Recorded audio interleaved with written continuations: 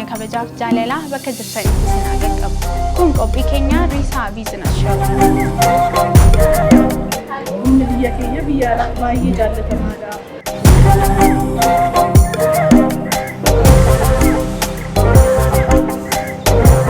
Araada saawwanna qabsiisuu fe'ature.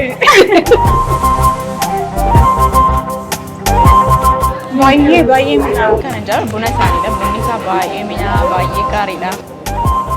Buna ajaa'ibaa tokko kan hin danfisaa jiru. Buna biyya keenya beekamuu qaba.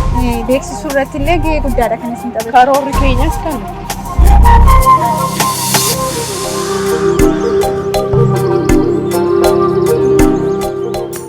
Biraanchii isa lammaffaan keenya kanadha. Biqiltuu bunaadha. Buna naannoo kanatti dhaabu keetti hedduu si dinqisiifadheera miti.